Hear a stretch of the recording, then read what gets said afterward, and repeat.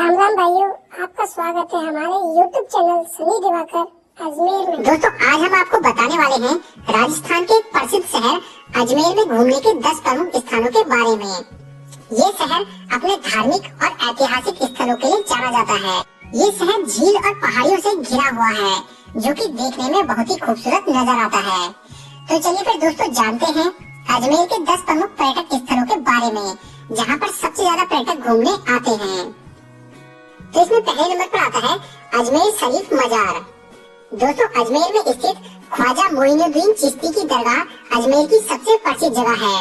ये महान सूफी संत ख्वाजा मोइनुद्दीन चिश्ती की दरगाह है और कहते हैं कि यहाँ पे लोगों की मुरादें पूरी होती है।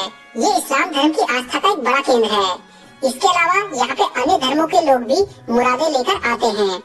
ये पुरानी दरगाह है और आपने यहाँ पे राजनीति के और बॉलीवुड के कई लोगों को भी चादर चढ़ाते जरूर देखा होगा।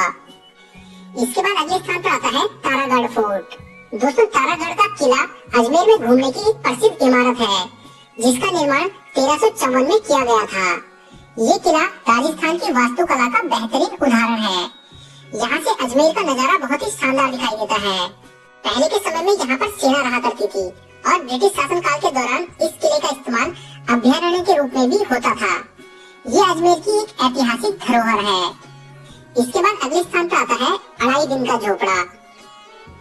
अजमेर में अढ़ाई दिन का झोपड़ा नाम की एक मस्जिद है, जिसे कुतुबुद्दीन ऐबक ने 1199 ईस्वी में बनवाया था, जो कि दिल्ली के पहले सुल्तान भी थे।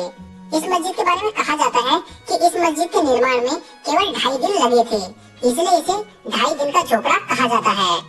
इंडो इस्लामिक शैली में बनी ये इमारत बहुत ही शानदार नजर आती है।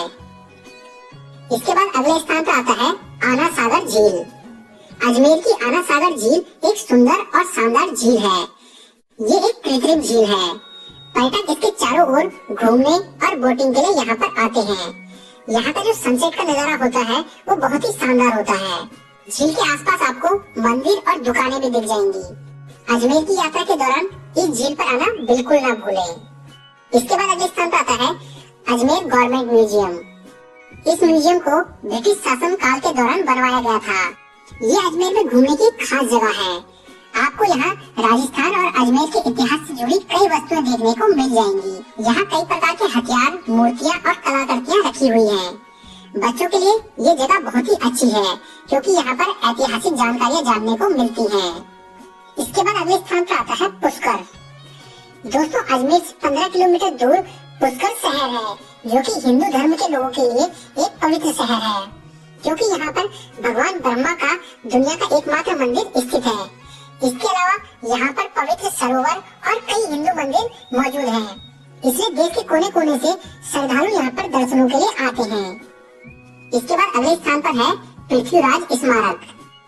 अजमेर में तारागढ़ रोड पर स्थित पृथ्वीराज स्मारक चौहान वंश के महान नायक पृथ्वीराज चौहान का स्मारक है। ये स्मारक हमारे देश के महान योद्धा को श्रद्धांजलि देने के लिए बनाया गया है।